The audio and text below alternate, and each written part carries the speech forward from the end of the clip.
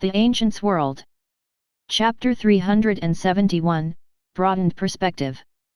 We've been collecting souls constantly, and we're getting closer to the amount needed to summon it. Why the commanders and generals are so motivated to do this is something I don't understand. Eroxis, how much longer until we're out of these mountains? My commander, Hexer the Brilliant, has tasked me with navigating us through the Glurx's Pass. He's a hybrid between an elf and vampire and probably the strongest fighter I've ever met. Why he's not a general yet is beyond me. We should be out by nightfall, and we'll be exiting into a forest called the Red Thicket. Our division has been tasked with scouting out the Kingdom of Avalon, a new city that houses these players specifically. Many on the High Council believe these players or new people are the greatest threat to our success, right behind Slayer's Earn. Good. Tell the scouts to go ahead and gather information in case there is something unexpected ahead. At his order, I wave my hand, and a magic sigil pops up, letting a blue and purple light into the sky, giving the scouts the signal to move forward. We're riding on top of skeleton horse puppets. While uncomfortable, they serve their purpose. Commander Hexer, why have we stopped collecting souls? Assuming that's still our objective. There are many divisions and armies in the monster horde, and we've split up our grand army since our invasion of the kingdom of Faradia. Now we're scouting out other weak and vulnerable kingdoms in which we can harvest souls, but it's common knowledge that players are immortal. That's for me to worry about, Eroxis. You have your orders, and I expect you to follow them. He's not in the mood for questions, so I'll leave him be. Still, is scouting the Kingdom of Avalon out really our only objective? The generals report directly to the High Council, and the commanders report to the generals. As a lieutenant, I report directly to my commander, which is Hexer. My thoughts are stopped as we turn a corner, and we get a fantastic view of the Kingdom of Avalon. While the capital isn't in sight, the massive cities close to the border are. It's a shame that we won't be attacking this place. It'd be foolish to. Despite how strong Hexer is, I doubt that he can survive an onslaught of immortal fighters. It's such a shame that wherever we go we have to destroy such things. The Kingdom of Avalon is lucky they are spared this fate. Hexer surprises me with his words. As a half-breed between a human female and orc, I might not have the best taste in poetry and deep thoughts, but I know I'm far smarter than the rest of my kind. Having been born around 3 months ago, I've come a long way. Do you ever wonder why we're enemies with humanity and humanoid creatures? I can't stop my question from coming out. I wonder about this a lot, and I see that this war is pointless in certain regards. We're fighting them because they are who they are, and they're doing the same to us. You're thinking about something I find myself thinking often. Perhaps it's because it's in our natures to hate and harm each other. That'd be a pathetic and sad reason if it's true. It's just speculation, of course. Eroxis has proven to be a competent fighter and an excellent lieutenant. He's broken the notions I've held about orcs, but that doesn't mean by any measure he's a genius. Given more time and experience, he'll learn what's needed to become more than he is. I find it a great sign that he thinks about the same things I think about, in a sense. More importantly, my own plans are coming along nicely. The High Council and the generals are starting to get worried. They're noticing that my power is far greater than they realized, and they're making moves on their end to find out how to handle me if I need to be put into check. Overthrowing the High Council and the generals is my goal. Taking the main seat of power for myself and changing the goals of the monster horde. Summoning ancient evil beings isn't what will win this war we find ourselves in. While I can't stop it right now, I intend to find someone that can. Specifically, Slayer's Earn. I have it on good intel that he's, in fact, a player and is near the Elven Kingdom, if not in it already. What he's doing there is none of my business, but if I can just talk to him and get him to understand my plan, I'm sure that he'll help. Eroxis, what are your thoughts on Slayer's Earn? I'm curious about what he thinks of such an existence. Slayer's Earn is strong, but I know that I'm stronger than he is right now. That'll change, though. Players are reported to grow in strength at exponential rates, and that includes Slayer's Earn. Well, I know that the council's attention is pretty much focused on him and figuring out how to get rid of him. Personally, I think he's doing things of his own agenda. Bravo Eroxis! That's exactly what Slayer's Earn is doing. He's on his own side, and he's not our greatest threat. Well, the greatest threat to the plans of the High Council, but to me, he could be a powerful ally. That's a smart conclusion, Eroxis. I'm impressed. Now here's a challenging question. Why do you think Slayer's Earn exists? His being here doesn't make sense. Eroxis won't know the answer to this, but he has a lot of potential to be an important ally to me. Helping him learn how to think in complex manners can be beneficial to both of us. In truth, I don't know, Commander Hexer.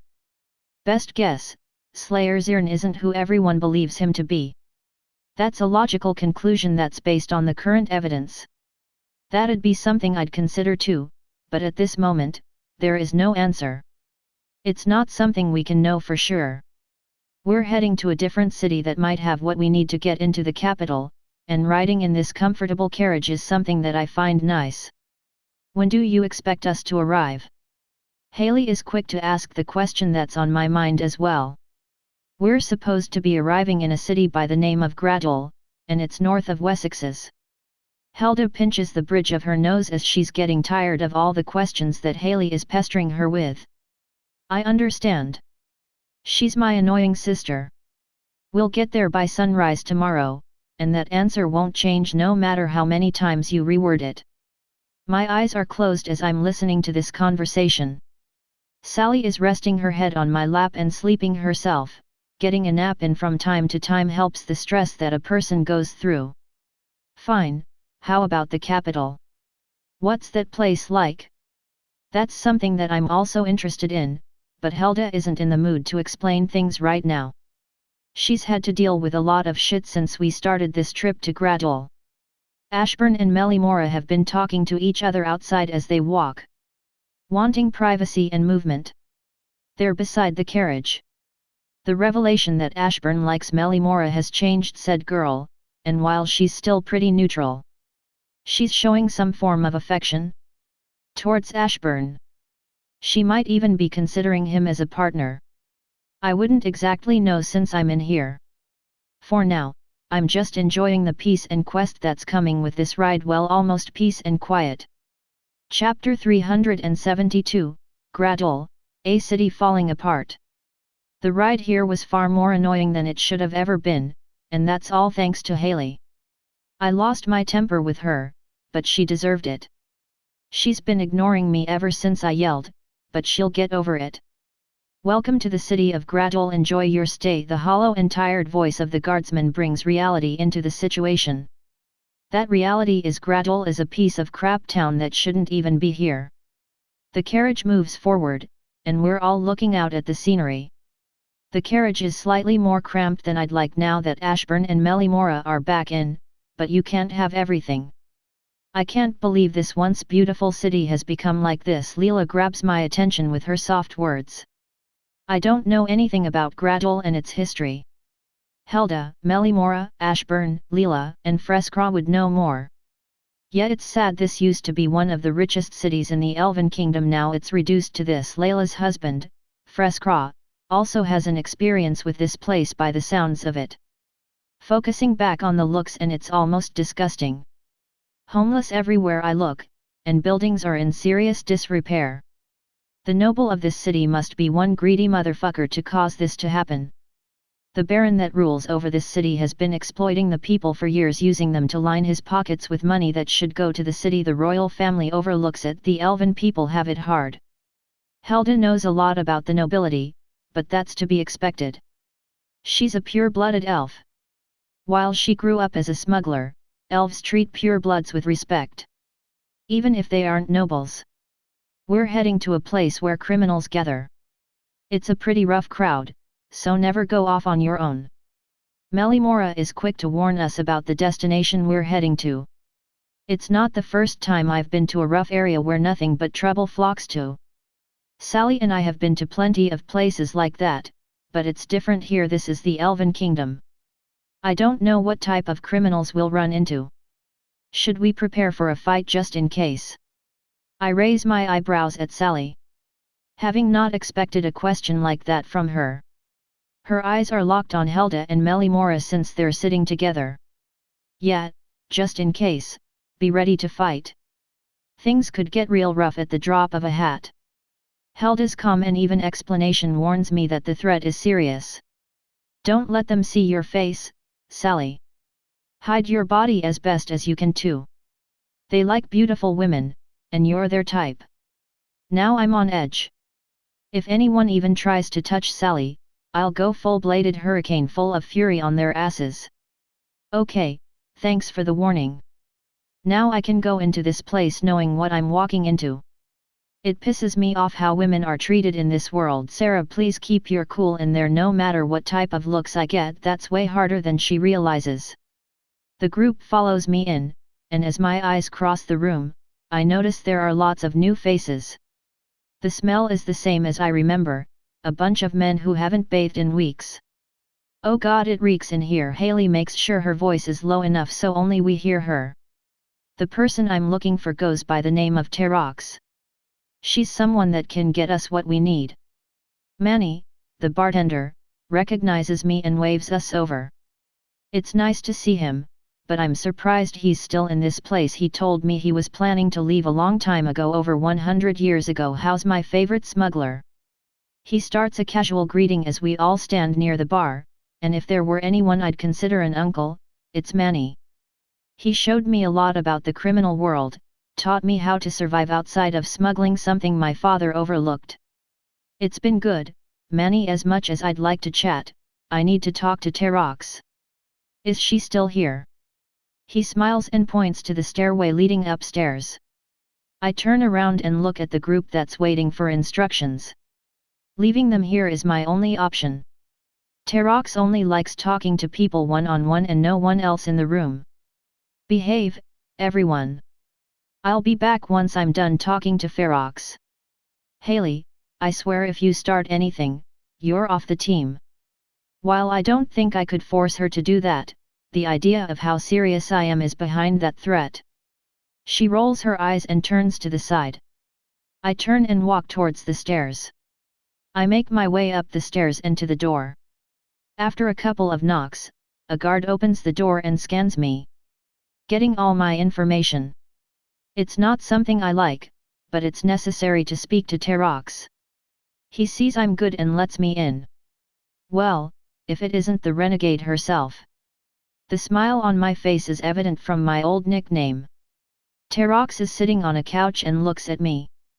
The last time we saw one another was before either of us hit puberty. She stands up as I approach, and we hug.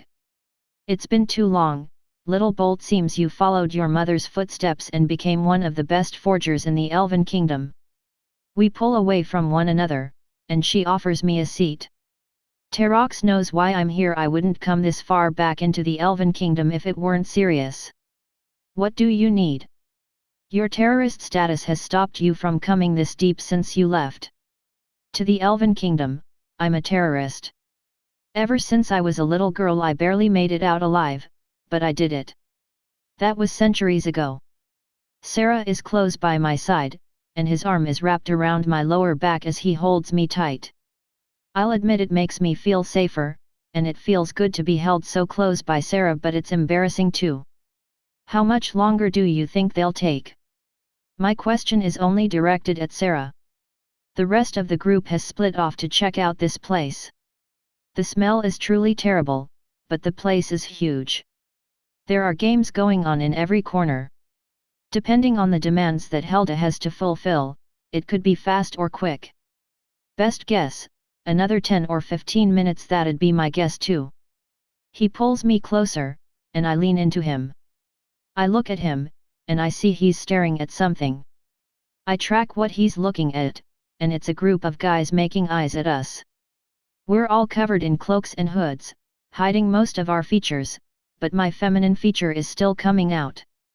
I don't like them looking at you. It makes me want to brutalize them. They're looking at you like you're meat. They really are, but I place my hand under his chin and turn his eyes towards me. He just needs to see that I'm okay and nothing terrible will happen. Hey, we're getting out of this place in no time. I can handle a few looks. If they do try something, we'll handle it like always. His eyes soften up, and he loosens his hug slightly. A bit to my disappointment. However, they decide to be idiots and say something from where they're standing. Chapter 373, Keeping It Cool. My blood boils as one of the men looking at Sally with vile and disgusting eyes opens his mouth from where he's standing. You've got a nice piece there, kid. Why not let me borrow her? I can show her a better time than you ever could. I can satisfy her for sure. As I'm letting go of Sally to go deal with them, she places her hand on my shoulder and tries to get my attention. It's hard to stop myself from doing something. I could kill these freaks in an instant. They shouldn't be considered people despite their elven looks, they act like humans. Don't listen to them, they want you to react. We don't need the trouble. You know that I'm acting irrationally when someone has to talk to me like this. With a calming breath, I move back and sit next to Sally. The men see that I'm not going to do anything, and I can see the looks over victory on their faces. She was right about them wanting a reaction. If Hilda isn't back down here in 15 minutes, I'm going up there myself. Being here isn't tolerable. I can't imagine how Sally and Jasmine feel. Even though they're covered up, and it's hard to discern their looks, it's obvious that men are going to try something either way. It's harder to cover up Sally's looks since her figure is more pronounced. I agree with you there. Until then, ignore everyone and keep your mind off those jerks. Our low whispers are only audible by us. Gradule has become a city that I never want to come back to, and I'm happy I'll never see this place again. Sorry about the patron. They can get this way with new people around. The bartender, Manny, decides to speak to us. From how affectionately he was talking to Hilda, he must be a really old friend. He looks like he wants to ask me a question. He sees that I nod my head for him to give it a shot. Mind if I ask you how Hilda has been doing since I saw her? That wouldn't be something that I know, but before I can answer, Melimora pops up next to Sally and me. She looks at Manny, giving him a look. I see. Seems that you're new to her group. Talk about learning to communicate without words. She takes a seat on the bar stool next to us and releases a long sigh. How about you tell me how you're doing, Manny? The last time I saw you, you were saying you'd get out of this place. His face becomes less vibrant, and there is a change to his atmosphere. Come on, don't get like that, old man. Melimora speaks to him in a familiar way too. Terox has finished listening to the stories so far. Her eyes are wide at the news that I'm traveling with Slayer Zirn, and he's here to destroy the royal family and the Orvalo family. She leans back on her couch and slowly rubs her forehead. It's not gonna be easy. However, I can get you what you need. That's the best news I've heard in days. Finally, some ground has been made. She looks me in the eyes, and I can see her sad look, and I'm actually worried. I've never seen her look this way. Do you know why Manny's stayed for so long? What does Manny have anything to do with this? I shake my head. The reason he's stayed, it's because he was worried about you. He wanted to be here when you came back. Oh, he's always done something like that. Manny means a lot to Terox and me, and she wouldn't bring this up for no reason. Manny, he's gotten sick. He isn't showing it right now, but he's only got a few years left. My world spins, and I feel like throwing up. Manny, Uncle Manny, my price. I want Slayer Zirn to heal him. I heard stories about his ability to heal others. I've heard them too. If Manny is sick, I'm going to do anything I can, and I'm sure Sarah wouldn't mind helping. Not at all, especially if it's essential for our quest. I'll talk to Sarah. I'm sure he'd help even if it weren't the price you're asking for. As I stand, my legs feel like jelly, and I feel like a piece of me has been taken away. Terox stands up and follows me downstairs. We make a straight shot to the counter, and Manny is already making small talk with Melimora and Sarah. Sarah, Manny, I need to talk to you guys upstairs. He looks at us weirdly and then looks towards Sally. I get it. He doesn't want to leave her here alone. Fine, Sally can come too. Let's go. He stands up and starts walking towards the stairs with Sally. Terox and I look at Manny, and he has a worried look. He sighs and puts his rag down, and heads upstairs too. We follow them, and Manny is already sitting on the couch. I make my way towards him, and I slap him across the face. How dare you not inform me about your medical condition? Why would you keep that from me? He rubs the red spot on his face. He looks up at me, and his eyes are sad. I feel a part of me break at that look. I didn't want to interrupt your life and adventures. I figured if you ever did come back, it'd be because you wanted to, not because you had to. This fucking. He's being an idiot. What kind of twisted logic is that? That doesn't even make sense. Manny leans back on the couch and closes his eyes. Well, you're in luck, cause Sarah is gonna heal you. Instead of reacting in any way, he just keeps his eyes closed and stays the way he is. We're not waiting any time, Sarah. Heal him. Sarah looks like he's about to explain something, but Manny stands up and clears his throat. There is a lot of tension, and Manny looks like he's about to say something serious. First off, T.A.W. I don't appreciate that you'd go and tell people about my condition behind my back. He looks at the elven beauty, and she averts her eyes. Secondly, what makes you think I want to be healed? Oh, I can already see the anger bubbling in Hilda and T.A.W. She steps forward and stares into his eyes hard, and her fury is rising.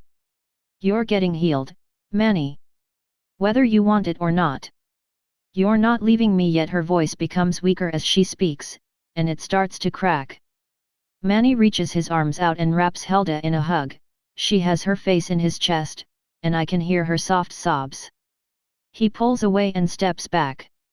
Having steeled himself for his fate, Hilda looks at Sarah in desperation. I won't heal him unless he wants me to. From the looks of it, he has someone on the other side he wants to meet again, right? Hilda looks at Sarah in confusion, and she turns to Manny to see if his hunch is true. Manny nods his head and takes a small breath. I miss my family, my wife, they're all waiting for me on the other side. A few more years and I can be with them again. It does hurt to hear this. I can't imagine what Hilda and T.A.W. are going through. Chapter 374, A Piece Dies. Manny has the look of a man that's happy with his fate. If he weren't, he would have been searching for help all this time. I'm not the only one with strong healing skills. The downside is they only activate when I equip my divine grade title. Manny not wanting to be healed is a saving grace because once my title is activated, people will know I'm here. Manny has unknowingly saved our entire quest here by refusing any help. Are you insane? You're getting healed. T.A.W. is the one to blow up now, and it's interesting to see. Hilda and her are similar from what I've seen. Hilda having a borderline meltdown isn't what I'd thought I'd see today. The man who is the subject of the woman screaming at him stands up calmly and fixes his bartender clothes. I've already accepted that I'm dying in a few years. I'm looking forward to the end, seeing them all again. One thing that sucks about being an elf is the incredible lifespans. He's right about that. Living too long can be a curse. His family had to have been killed over the years, and he's waited for an event in his life to help rejoin them. He sees the sickness he has as a chance to be with them again. I'm sorry, to both of you, but nothing will change my mind. You'll both be fine without me. You've been doing things on your own for years now. That's an understatement. My eyes land on Hilda specifically, and I've never seen her look like this before. Tears are falling heavily from her eyes, and her face is red. She's trying hard to bottle it up, but it's still bursting out. How could you be so selfish? Her words sting Manny, but it's not changing his mind. He steps forward and places his hands on Hilda's shoulders. She looks up at him, and her tears are pouring down her face. Hey, everyone goes eventually. Don't you think I deserve to be with the people I miss and love? They're waiting for me on the other side. I miss them so much. Hilda, she cringes in pain, and she wraps Manny in a hug. Suddenly, T.A.W. hugs him from the other side, and he's being sandwiched by crying girls. He closes his eyes and smiles. One arm is behind him, hugging T.A.W., and his other arm is hugging Hilda. Sarah. My eyes meet his, and he gently stares into my eyes. I'll need you to watch over Hilda here. She'll resent that statement, but I nod my head regardless. He peels both of them off him, and he turns to T.A.W. He takes a breath and places his hand on her head. Now, you're getting out of this town. I'd appreciate it if you went with them, but you don't have to if you don't want to. 'Cause I'm not staying here after today. There are some people I need to meet with before I die. T.A.W. has pain all over her face and body. She's the one that stayed with Manny after all. I'm not against her joining us. The more help we have getting into the capital, the better. She has skills and contacts that'll make that easy. Manny steps away from T.A.W. and starts walking towards the door, turning around as his hand rests on the handle. I love you both like my own children. Remember that, okay? He turns around and leaves. As the door closes, Hilda and T.A.W. both collapse from where they're standing and hit the ground hard. Sally is quick to rush to both of them and do her best to console them. My eyes land on T.A.W., and I walk up to her. She looks up at me, and her eyes are red and puffy. Fresh tears are rolling down her cheeks. How about it? You coming with us? Her eyes slightly widen. She brings her hands up and wipes the tears away, doing her best to regain her composure. I'm sorry that you've had to witness this embarrassing display, Slayer's ear nah. There it is. I help her up with my hand, and she straightens up. I turn my body and look at Hilda, still on the ground with her hands buried in her face. Sally looks at me in some sort of attempt to tell me to help. As I walk towards her, she keeps her head down. I squat in front of her, and she slowly raises her head. Her eyes are looking into mine. I know what you're going through, but Manny has chosen his fate and you should be happy for him. She grits her teeth and abruptly stands up. She takes a deep breath, and her body straightens as she does. She walks over to T.A.W., and I see something that genuinely surprises me. She slaps her across the face harder than Manny. You could have gotten a hold of me. Why didn't you tell me what was going on? T.A.W. holds her red cheek in surprise and pain. This is truly sad to see, but sometimes a conflict needs to happen. Things need to be hashed out and dealt with. I'm sorry he made me promise that I keep it a secret even from you. Hilda's eyes bulge in rage, and she balls her fist and strikes T.A.W. She falls to the ground and jumps on top of her. Sally moves to stop them, but I hold my hand out in front of her. Hilda smacks T.A.W. over and over again. This is all your fault. You could have done something more. Stepped up and told me. Hilda's strikes are slowly getting weaker. We promised that we'd all look out for each other. Her punches are now slaps, and she's losing her will and rage. You broke that promise. She fails to see she did the same by leaving in a way. It's hard to watch this, but she's not hitting T.A.W. anymore. Suddenly, T.A.W. flips Hilda over and is on top now. She balls her own fist but doesn't strike. And where were you? Hilda looks like she's lost a part of her soul. You left and never came back. You became a terrorist and changed everything. Hilda's hollow eyes slowly leak fresh tears. T.A.W. stands up and wipes the blood from her lip and nose, spitting some out to the side. Before this escalates any further, you should both consider this isn't anyone's fault. It's life, and it happens. Sarah slowly talks at my side, and I look at him. He has a solemn look, and his arms are crossed. Standing tall and confident, like he always does. T.A.W. turns to him, and her anger is quickly fading. Hilda took this way harder than anyone else, probably cause T.A.W. has known the truth for a long time now that Manny was dying, but I don't think she truly accepted he wanted to die. Hilda, there are moments in life that change you. Let this be one for the better. Hilda flinches and slowly gets up at Sarah's words. She stares at T.A.W., and her anger is gone too. They both needed to let out the pain and anger. T.A.W., if you want to come with us, I won't say no, but I don't think I'll ever have the same relationship with you after this. The bitterness in her voice is evident, but it's understandable. T.A.W. looks to the side, rubbing her elbow in nervous silence. It's something that I didn't think I'd see today, but this is evidence that anyone can be vulnerable. I'll join you, and I agree with you, Hilda. There is a spiteful edge in her T.A.W.'s voice, and I can see the trouble brewing already. Chapter 375, Leaving Gradule, Heading for the Capital. Helda walks calmly towards the door leading downstairs and leaves the room. The only ones left in the room are T.A.W, Sally, and myself. T.A.W looks towards us, and I can see her nervous look. Look, I'm indeed Slayer's Earn, but please treat me as a normal person. I don't like the whole elevated existence. It gets in the way. She grins and nods her head, relaxing her posture. We'll want to get out of Gradule as soon as possible, and now we've added a new member to our group. T.A.W is an important person to know and have help. It'll be an honor to help you in your quest, Slayer's Earn. Helda has already informed me of everything before the whole show just now. That saves me time, but there is one thing I want to clear up.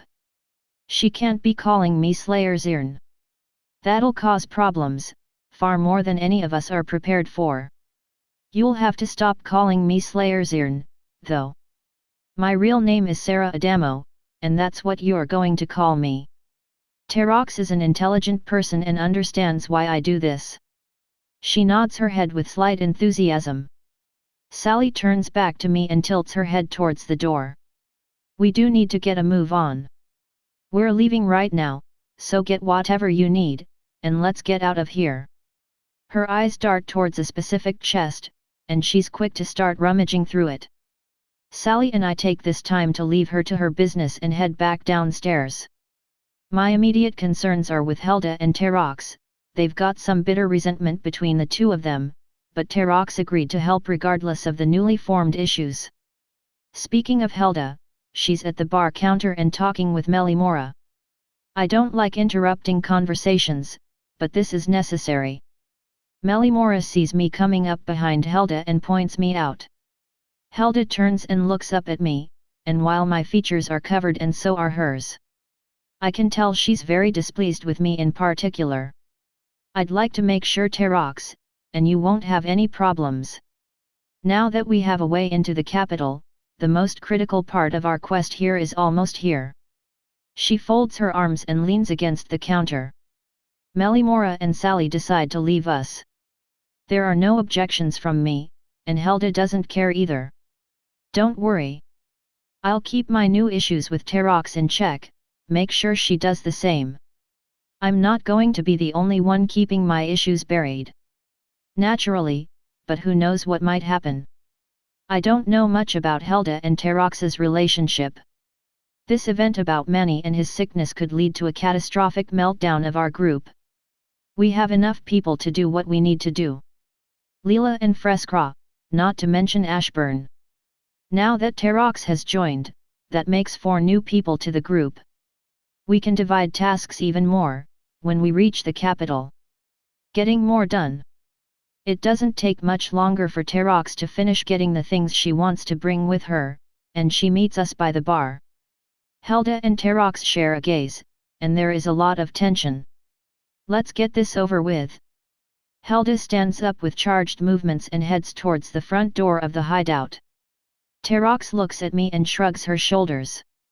Melimora and T.A.W follow Helda out, and I go around the massive room and grab the rest of my friends. Sally and Jasmine walk in front of Hailey and me. Once outside, the carriage parked in the alley across from us is being brought out by Helda. It'll be cramped in that carriage now. Mind riding on the top with me? I step up next to Sally as I ask my question. She smiles and nods her head with anticipation at the prospect of riding on the top of the carriage. As the carriage is brought out of the alley, I grab Sally and leap on top of the carriage. She takes a seat, and I join her. Helda knows where we're going, and I don't have to be in that tense, tightly compacted space with people who are mad at one another. Sarah and I are looking at the passing clouds as the carriage slowly moves along the road. The only beautiful parts of the Elven Kingdom are the places that are influenced by the royal family or the nobility. What do you think the capital looks like? Asking Sarah this isn't ideal since he wouldn't know himself. It's a strange feeling heading where my family and the royal family are. Getting revenge on my family is one of the goals we're going to the capital for, and I'm forever grateful to Sarah for doing this. Without him, none of this in my life would have occurred. That nervous? Don't worry, we'll succeed. I'll make sure of it. My hand squeezes his harder, and a warm feeling spreads through me. I tilt my head, and I look at him. His elven features are bare to the world. No longer hidden with his hood. The white hair and the wonderful light shade of his skin halt my breathing. His sharp blue eyes and pointy ears heat my body up. You're always so sure. Has there ever been a moment in your life when you weren't? He closes his eyes as I say that. His chest is rising and falling with easy breaths, and I don't know if he'll answer or not. There was a point where I didn't know anything, that I lost everything that was valuable to me. I decided to change all that, and that's why I'm here now. I don't see Sarah as someone who goes through something like that, but from his nightmares, I can guess. When he talks in his sleep, I've learned a lot about him, mainly some of the worst moments of his life. The one he dreams about more than the others is when his mother was killed, the one from the place he comes from, Earth. You want to talk about it? He's told me about Earth and the difference between players and us. I know there are some things he's keeping from me. He's afraid of whatever truth he's holding to get out. When we're done with the Elven royal family and your family, I'll tell you everything. My heart flutters. I didn't think he'd agree to tell me anything, but he's going to. Until then, let's focus on the current problem that tells me he sees the truth he's hiding as a problem. T.A.W and I haven't stopped looking at one another since we got moving, not speaking a word to one another. Would you two knock it off? You're making it so awkward in here. I feel like walking outside next to the carriage. We're both stunned at the sudden angry outburst from Hailey. We break out of the deadlock and look towards Hailey. She folds her arms and looks at us angrily. Look, you two are mad at each other, but handling it like this is so stupid. When Sarah and I get into a fight, we talk and get over it. Sometimes it's more complicated than that, but in the end, we always get over it. She doesn't get it. We're not her and Sarah. We'll never be them, and T.A.W would agree. Chapter 376, The Long and Empty Road. Being in such close proximity with Hilda is hard. We're mad at each other, very mad, but she's still someone I hold dear. I hope she thinks the same as I do. We've since stopped staring at each other, and that's thanks to Hailey. I've come to learn that she's Sarah's sister. She herself is powerful and has a legendary class all to herself. She's not keen on sharing things about her class, only the name. Battle Mind, and apparently, she's faster than her brother from what she's told me. Likely the fastest mortal alive at the moment. I look over at her, and she's whispering with Jasmine. Jasmine, an ex-slave. I couldn't imagine surviving a life as hard as that. It's unimaginable. While I'm thinking about ex-slaves, Sally is one herself, and from what I've heard, she was in the hands of the James family. What I find truly inspiring is how she's treated despite her past. Most ex-slaves are treated like garbage. Sally, on the other hand, is in a relationship with the son of Archangel Michael. He wants her. I'm a little jealous. Finding a person to see you for who you really are, it's hard. Sally will be the focus of much envy and hate if people ever learn about her. Honey, I want to walk outside next to the carriage. My thoughts are interrupted by Leela, someone that's a good friend of mine. A blood-related cousin to Hilda too. I regret that I missed her wedding to Freskra. Freskra smiles from the words of his wife and opens the door to the carriage, and steps out. Leela following close behind. That leaves 6 of us in this carriage, and the extra room is welcomed with the exit of those 2. Hailey immediately stretches out her legs and lets out a long sigh. Do you want to head out too, Melimora? This time it's Ashburn to speak. Surprising me with how direct he is, Ashburn and I have worked together on several occasions. Melimora looks towards the door, and she closes her eyes and nods her head. Standing up and leaving. Ashburn is right behind her, and that leaves only 4 of us. Without saying anything to one another, Jasmine and Hailey both leave the carriage to walk alongside too. Now it's just us, Hilda and me. She slowly looks in my direction, and her bad attitude hasn't changed. Manny was important to both of us. Once her emotions and anger subside, she'll be able to think about the situations clearly. We've both acted immaturely, but I'm not apologizing first. The way she reacted was wrong, and I'll be stubborn about this. There is an awkward tension, and neither of us is speaking the first words. It's plain to see that everyone left so we could talk, and the gesture is nice. However, it's wasted in the end. Where do you suppose Manny went? She stuns me with her first question. I wouldn't know where Manny went, he was already gone by the time we left the room. Manny never talked about the places he wanted to see or visit. He spent most of his life in Gradule, looking after Helda and me before we grew up. After Helda had to flee, he remained to wait. I don't know. Manny never talked about the things he wanted to do, only how much he wanted us to all be together. She darts her head in my direction, and she has a scowl. She grabs a hold of her anger and sighs. Looking out the window again. Why would Manny refuse to be healed? Seeing his family after death is a poor reason. He still has people that love him here. She's selfish right now. It's from how much she's hurting. My understanding of her feelings makes it difficult to disagree.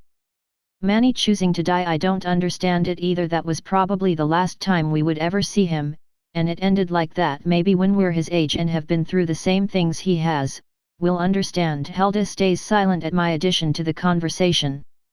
I'm glad that we're not fighting, but we're still mad at each other. There hasn't been any yelling from the inside of the carriage, which is a good sign. Giving them an opportunity to talk seemed like a good first step, but I don't know if they'll be good by the time we reach the capital. Sarah, what should we do if they end up becoming a problem? I can't help asking, since there is a chance that it might happen. He stays quiet from the comfortable spot he's found on top of the carriage. Sally is resting on him and enjoying his company. They're too professional to let their personal issues get in the way of our great mission. They know how important it is what we're doing. I wish I shared his optimism. I've never seen Helda so angry and passive-aggressive. That should tell you how serious the problem is between the two. If Helda, a composed and mature woman, acts like a teenager, there is a problem. You know that it's not our business, but if it does become a problem, Melimora will handle it. My eyes look towards Melimora, and I see her confusion at my brother's words. She stretches the back of her head, and she herself looks nervous. Why would I be the one to fix the problem? I know a lot about Helda and some about T.A.W, but their relationship was before I met Helda. Getting in the middle of that isn't something I want to do. Well said, Melimora. Being thrust into that role isn't right. Sarah stays quiet, and it's starting to get on my nerves. I like to see people's faces when I talk to them. It makes for a better conversation. You're the only one here that would get through Helda's stubborn head, and we'll need that if there is a problem. Well, he makes a good point. Helda would listen to Melimora, I think. Melimora sighs and folds her arms. Displeased with the assumption that she'll handle it. Despite what you may think, Sarah. Helda and I have our own issues right now, and I'm not going to solve her problems before we solve the one between us. Oh, that's not good news. Sarah lifts his head and looks down at us from the top of the cabin. There are even issues brewing between Melimora and Helda now. I saw it coming, but I didn't think they'd get in the way. Okay, I won't force you to do anything, Melimora. Let's all hope that whatever outcome we get, it's not one that ruins what we're trying to do here. Ugh. Since when did things get so complicated? I guess this is what happens when problems fester. Can't say I don't know what it's like, 'cause I do. I've done this in my old life, and it didn't help in any way whatsoever. I'm glad that you're listening, but I doubt that T.A.W and Helda are going to make up any time soon, but I doubt they'll cause any problems either. That's some good news, Melimora would know. Leela would too, but not as well. Sally decides to sit up next to me, and she looks over the edge of the top of the carriage down at everyone else walking. Do you think that they're misplacing their anger for Manny's choice with each other?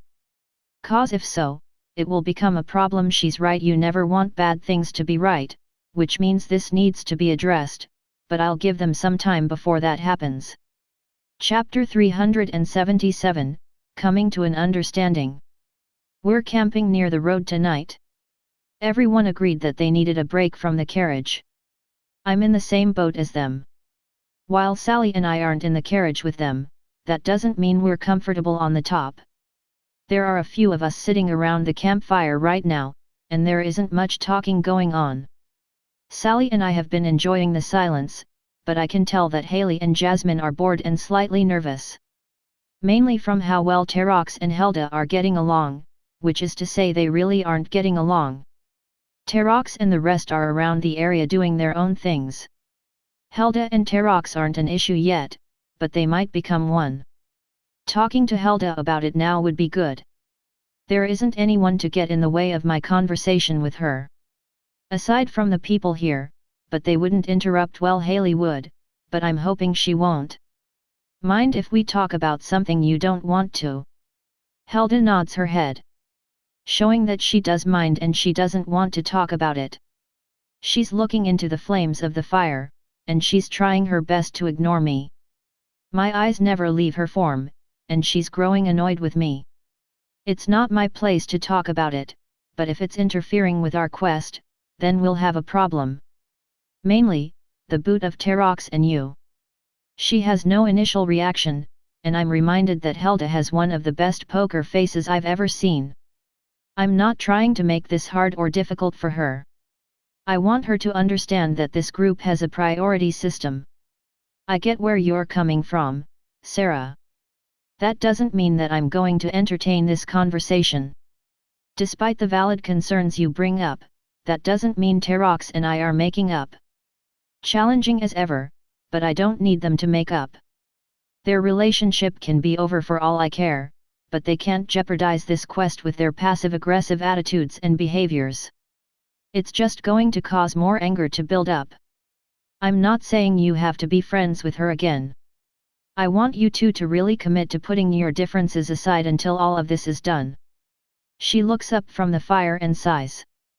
While they made an agreement in Gradule, that's hardly standing up to any scrutiny at this point in time. I won't have a problem with her, as long as she doesn't start anything. I won't start anything either. That's the best I can get out of Hilda, and I can only hope that T.A.W can agree to the same things. I stand up and head in the direction I saw her going, leaving everyone behind. My eyes watch Sarah as he heads into the woods where T.A.W has gone. It's hard seeing him walking away knowing that he'll come back helps, but I don't like being apart from him. Let's cut the crap. Sarah may be nice with you, but I won't be. You need to get over it and move on. My worry spikes as Hailey begins talking to Hilda. Hailey is far more confrontational than Sarah is. Their personalities are very different despite being siblings. Hilda stares into Hailey's eyes, but Hailey isn't intimidated in the slightest. That's because if Hailey wanted to, she could kill Hilda before she could blink. You don't get it, and that means you shouldn't have any say in this. Not that you would even if you did understand. This is going to get ugly. They're both women who aren't afraid to fight and aren't afraid to speak their minds. Hilda is more composed, but that doesn't mean there aren't similarities in other places. Yet, well, guess what? This isn't going to be the last time this happens, and you're not the only one in the world who has suffered a loss. People go through worse every day. Hailey makes a good point. Compared to some of the problems that people go through on a daily basis, Hilda and T.A.W aren't suffering that much. It's all about perspective, Hailey. My problems are bigger to me than they are to someone else, and vice versa. I'm not going to be a thoughtful person regarding how small my issues may be. In the end, if they involve me, they're important to me. That's also a good point. Their eyes are locked, and I can see the growing frustration on both of them. I can see why Sarah is the favorite in your family. It's obvious with a personality like yours. Your parents would prefer Sarah over you any day. Now that's a low blow. Hailey remains calm, but I can see the flexing of her temple from clenching her jaw. It feels like I'm caught between a tornado of power and a meat grinder of violence. You don't know the first thing about my family or me. I'm not going to add to the problem, so I will drop what you said. But, if you continue to act so disrespectful towards me, I'll make you respect me. It's hard to be this close to these two. Hilda looks back into the fire as if nothing happened, and Hailey leans back against the log she's resting on. Why don't we all have something to eat? My heart jumps as I hear Jasmine's voice. I completely forgot she was even here from how tense this entire situation has been. Hilda and Hailey both ignore her. That's a little cruel to the kind girl just offering some food. Sarah sits next to me as the rushing rapids of the river rises and falls every second, depending on how hard the water decides to rush at that moment. Mind telling me why Hilda hasn't come here herself to discuss this with me? Hilda and I are in a state we've never really been in. We blame each other for Manny. Despite how he's still alive, he's still going to die. Manny was important to both of us.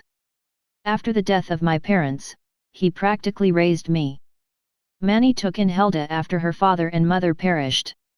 He raised us like his own kids while always reaffirming how we have our own parents and how they loved us. That's not something I'd know, but best guess she's hurt, like you. That's one way of looking at it. Some fish jump out of the river just to jump back in, splashing around as they travel. Have you ever had disagreements with the people you love? So much that you thought you'd never have the same relationship ever again. There is silence, and I turn to see him struggle to hold his laughter in. Wow, that's not the reaction I was expecting. He starts to full out a laugh and not bother holding it in. My face becomes red, and it's embarrassing, especially given who Sarah really is. Are you kidding? Have you ever met my sister? I don't know Hailey all that well yet, but from what I've seen, they have your typical sibling relationship. She bit my nose the last time we had a fight. Laughter bubbles up from my throat. I've never had a fight with someone that I was driven to bite their nose. I was holding her back from punching. She couldn't get out of my grip. So she moved her head forward and bit down as hard as she could. I pissed her off, but she started it. Now that sounds like something I'd have wanted to be there for. Chapter 378, Times of Old. We're all gathered around the campfire taking in the silence and doing our best to ignore the awkward tension between all of us. While we have been traveling together for some time now, very personal events have started to appear. Events only close people share, and this group that has been made isn't considered close. We're united by a goal, not a friendship. I've got some ideas that might pass the time of this silence. How many of you know of the Crying Heavens catastrophe? My sudden and random question sparks the interest of many, and no one confirms knowing such a story. I know a lot about the ancients' world Gaia. The knowledge I hold isn't known to many, and some will never know it due to my actions. The curious stares from around the campfire tell me there is an interest in what I've said. It was long ago, before the formations of empires and kingdoms, during the time of the tribal wars, when the Elven people were the only intelligent race on Gaia. This was before the time of humanity and its massive takeover of Gaia. This was during the time of the wars that Elven armies waged against the monsters, deeming them impure and evil, when they were nothing more than fellow creations themselves. This event, this catastrophe, that is what led to the monsters having hatred towards humanoid life. It wasn't named that before, but after humanity came around, it fits better. More of them are on the edges of their current choices to sit. Even Hilda and Melimora are interested. The intelligent creatures known as elves waged a war against all creatures they thought impure, most of all orcs and monsters. To the elves, it is named the Great Purge, but it has other names depending on who you hear it from. The name I've given it is my own choice. Hailey looks at me in confusion and worry, and she seems like she wants to say something, but she keeps quiet. During these wars, the bloodshed satisfied the demon lord of pride, my uncle, Lucifer, formerly known as Samael. He saw the potential in the constant war and cursed the monsters, making them what the elves wanted them to be. Everyone has stopped breathing. The light crackling of the fire is all that can hear. Once this curse was cast, it was said overworld wept for the now cursed monsters, knowing they've been twisted and had their destiny stolen. This is what sparked the birth of the human race and other humanoid life, filling the gap the monsters left. They weren't always called monsters, but their real names are lost to time. I know this lore is from a traveling player I met in my old life. Said he found the tale engraved on the walls of a dungeon somewhere on the Origin continent. The story ended with the suppression and near extinction of the now morphed monster kind. The bodies lost in that war is what was used to build the foundation in the Elven kingdom. Not bad, if I say so. The looks I'm getting tell me my story isn't that bad, and while it's based on lore, I don't know how true it actually is. I'm not the one to discover this after all, and I couldn't confirm its validity. You paint the Elven people in a light that suggests we've always been this way. Hilda lowers her head, looks back into the fire and explains her protest to the story. There was once a time that the Elven race and kingdom was considered benevolent and kind, uncorrupted by the same cancerous things affecting it now. In many ways, the Elven people have always been true to a pattern. She raises her head at me. That's to bend history in their favor. Hailey squints her eyes ever so slightly like she just figured something out. The saying that history is written by the winners, it's more than applicable to the Elven race. Sally leans her head on my shoulder and moves a tad bit closer. Do you think that things will change if we really do try and make a difference? Sally's question is probably on everyone's mind right now. When a villain is defeated, one will rise to take its place. I have plenty more stories that I've heard and discovered for myself over the years. Keeping the knowledge I've had of the future has greatly benefited me at the cost of something that I don't like to think about in the end. Am I any better than the elves? I'm bending history for my own gain. When I look at the elves, I see myself. This confirms it for me. Sarah knows more than he should, and he's acquired knowledge he shouldn't have, a power that he shouldn't have. How he's done it I don't know. He's my brother, but at the same time he's not. After the release of the Ancients' world, he changed. He acted so strange that day, hugging Mom, treating us differently for a while. Made so much money using the Ancients' world, brought us out of our lifestyle of dirt poor, all using the Ancients' world. It's like he's played the game before. Is that possible? There wasn't a beta from what I remember, and no one knew what the Ancients' world had in store except him. What did he do? Something he did changed his life, our lives. He meets my gaze, and there isn't any nervousness or uncertainty. Sarah, I want to talk to you in private. Follow me. I stand up without any more explanation, and I head towards the trilene. Sarah doesn't initially get up, but after seeing my serious look for him to follow, he decides to join me. We go deep into the woods and away from the others. I don't want anyone hearing the conversation we're about to have. Once we're in deep enough, I turn around and see my little brother. I love him to death, but I have to be cautious. There is a chance he might not be who I think he is anymore. How do you know all the things you know about the Ancients' world, about Gaia, about this world? He remains calm and folds his arms. This is really coming out of nowhere for him. I gave no signs that I was looking and listening into things. Why does that matter, Hailey? If I didn't know any better, I think you are suspecting me of something nefarious. We know each other too well, and this is to be expected, especially him dodging the question with his own question. My hand lands on the hilt of my sword, and his face gets serious. Tell me how you know all this. Tell me why you have so much knowledge and power. It's like you've had an advantage this whole time and used it for completely selfish reasons. My action towards my sword has shown him how serious I am. If he's not my brother, I'll kill him. I'll try. It'll be hard killing someone with his face. He takes on a solemn look, and I see streaks of sadness in his eyes. Steel yourself, Hailey. He might not be your brother. I made a wish, Hailey, one that I didn't think through, and it's changed everything. If I tell you the truth, will you be able to live with what I reveal? His words are filled with pain and suffering, and I find my will crumbling. He really is my brother. Chapter 379, Hailey learns the truth.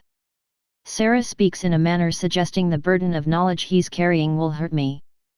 He's even concerned if I'd be able to live with what he reveals. My hand is now off the hilt of my sword and my arm's hand at my side. You're my brother, Sarah. My little brother that I'll always love and be there for, just like you would me. You can tell me anything. He has a look of hesitation. He said that he made a wish, one that changed everything. You won't believe it at first, but let me tell the whole story. Reserve your judgment. He's making me a little nervous.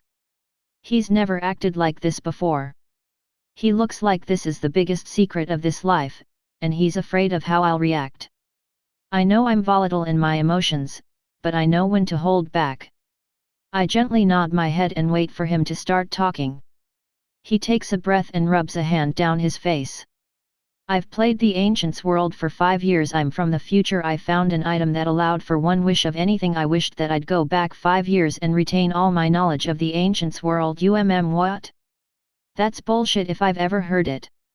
He asked me to keep quiet and reserve judgment until he was done talking, and I'm going to. Our lives, they crumbled in those 5 years. Mom died. Terrible things happened to all of us. Dad lost himself. Mom died. How did she die? What about me?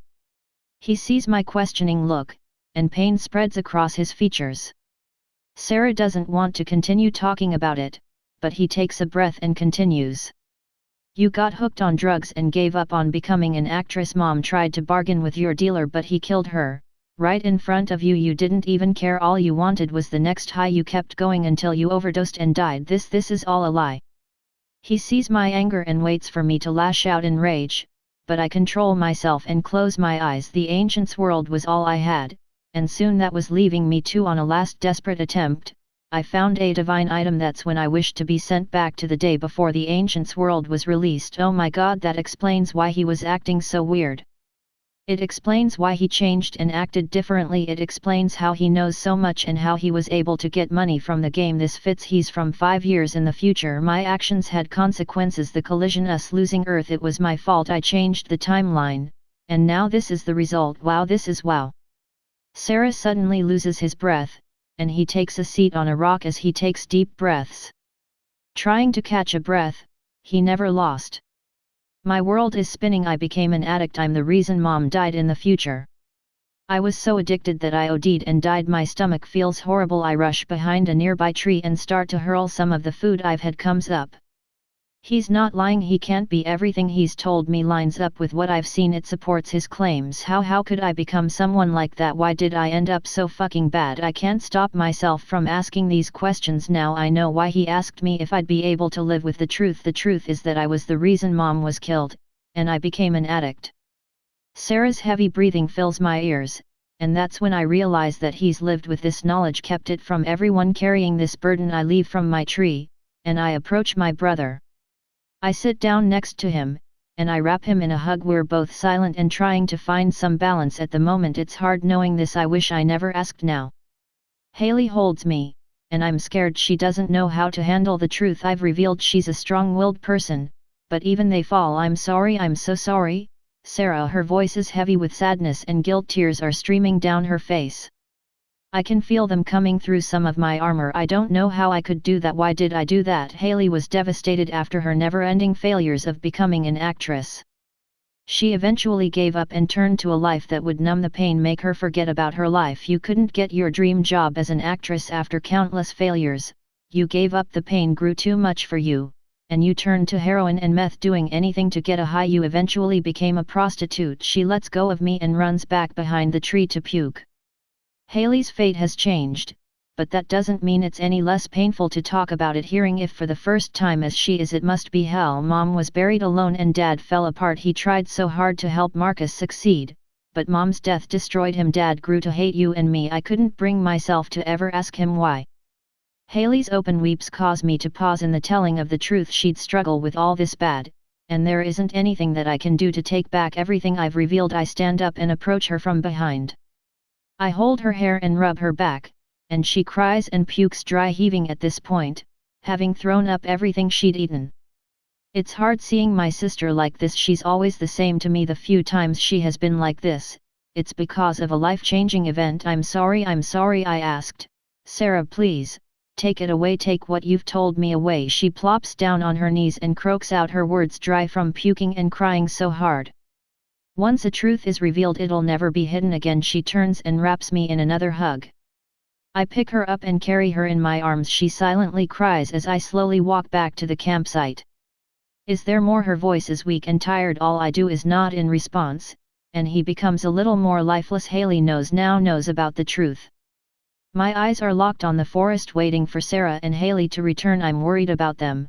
They've been gone for a while, and they don't do this often. I spot a person coming from the woods, carrying another. Sarah is carrying Hailey. I stand up from my spot around the campfire, and I rush over to them, worried that some sort of fight occurred. As I get closer, I notice that neither of them is physically hurt, and what stands out to me are Sarah's red and puffy eyes like he's been crying. Hailey's eyes are closed, and she's holding on to Sarah for dear life. What happened? My question wakes Hailey, and she slowly gets out of Sarah's arms, walking past me and to her tent. I look at Sarah, and he shakes his head, telling me with this action to leave it alone. Chapter 380, Heading to Greshina, capital of the Elven Kingdom 1. The council has been meeting every day for the last 2 weeks. Time has felt like it's been moving faster and faster for me. These days are passing like sand does in an hourglass. What do you think their decision is? They're really considering war with all the races. My sister, Bazikal or Izox, shares a bedroom with me. We've been together for as long as I can remember. Staying in the same room now that we're adults doesn't bother either of us. My question has stopped my younger sister mid-brush stroke. She looks into the mirror with a solemn look. Our mother and the leaders of our kingdom have begun to make more and more rash decisions, obsessing for power and control on a larger scale. I'll admit it's started to scare me, and I'm worried about the mental health of my mother. Bazikal is in the same state I'm in, and that's one of fear. I've been considering something drastic. I fear that they've all lost their minds. It's becoming unsafe for us. The pressure on our shoulders is rising. One of us is expected to seduce Slayer Zirn when he's found. I initially thought it was possible, but having opened my eyes and taken a step back, I see now this is all for naught, and the Elven people are doomed if we continue this madness. What do you think about running away, Bazikal? Getting away from all this chaos and taking a stand in the rebellion. For years, there has been a rebellion, but they haven't made any ground. If we help them, offer assistance and information in exchange for asylum, then we'll have a safe place to stay. We both know that Mother will tear the entire kingdom apart looking for us. The only people that'd get hurt are the ones who don't deserve it. The poor and mixed bloods. We don't share the same racist stances as the rest of the nobility and royalty. There are no other terms to describe elves of mixed heritage. My mother is someone I love very dearly, but over the last 200 years, she's really changed, hurt so many innocent people. What are we supposed to do then? If we stay here, I fear that a worse fate awaits us. Bazikal stands up from the mirror and makes her way over to me. She lays on the bed, and we both stare at the window above our bed. The stars are out, and it's lighting up the room. We don't need candles or magic at night. The stars are bright enough to keep our room lit. How do you think we can do it? It'd be impossible without the help of someone powerful, someone that can get us out here. She's right about that. We need help.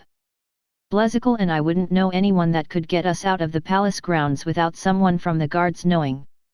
Let alone Greshina. Mom would always tell us stories of the secret passageways underneath the palace. Do you think we could find and use them to get out? My sister stays quiet at my suggestion. Alessandra has a good idea, but it's not perfect. The only way we're getting out of this city is entirely undetected and in one fell swoop. We have to be gone before they even realize we're gone. Yet, I remember she said an entrance at the lowest part of the palace will lead outside the walls. I remember that day. It was one of the worst days of our lives. If we are doing this, we need to do it as soon as possible. We're both powerful and can hold our own against any regular person we encounter.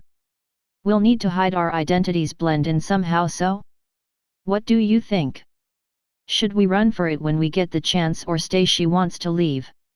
I can hear it in her voice. I want to leave too. I turn my head and look at her. Yet, we'll prepare in the following days. First, we need to find that passageway. After that, we can gather our things and get as far away as we can as fast as we can. It's not the best plan, but it's our only option right now. She nods her head in agreement, and that means we've decided we're running away from this collapsing society. We've been together for so long. She's only a year older than I am. I don't think I could live without my sister. For now, let's act normally and show no signs we up to anything. If we've learned anything from Mom, it's how to lie and how to get our way. She's crafty like that, and she's right in taking this approach. If anyone assumes something is up, we could be caught. It's getting late now, and I'm starting to get tired from this exhausting day. Do you think our kingdom will ever heal, be something more than it already is? I'd love to see a change, one for the better. My question is more profound than a yes or no answer, and it's constantly on my mind. Alessandra would think the same as me. She takes a deep breath and releases a long sigh. I don't think we'll ever be more than what we already are. Our entire nobility and royalty system needs to be burned down and rebuilt from the ashes. That'd take more than just a few people, it'd take everyone. Something the Elven people can't do, a sad reality. Better to fade into the black than die in the rain of blood coming for us. Sally rests next to me on the furs of our tent, and I can't sleep, not after telling Hailey the truth, some of the things I've kept hidden. She reacted the way I thought she would. She hasn't spoken a word to me since then. You need to sleep, Sarah, I can tell you're still awake. Sally hardly stops my train of thought. Hailey must be going over what I said, the things that I've revealed and the reality of her future, old future, that is, she's not ending up like that this time. My mind is poisoning my soul right now. I can't stop thinking about all the bad things that have happened in my life. The words come from my mouth without my thinking. Sally raises her head and looks at me in confusion, and I know why. I don't say things like that, not usually. You're really lost in your head sometimes. Sharing helps. You can tell me what's bothering you. No, not yet. After we're done with the Elven Kingdom and Sally gets her revenge, and we change this country for the better. Changing the Elven Kingdom wouldn't work with ordinary people. We're not a group of ordinary people, which will help us in this endeavor. How could I do something like that? How could I become some whore who sells her body for drugs? Was being an actress that important to me? Was it that important that I'd have rather have no life at all? Jasmine is softly snoring to my left, but I'm not sleeping tonight. I'd still be crying if my tears weren't dried out from all the crying I've already done.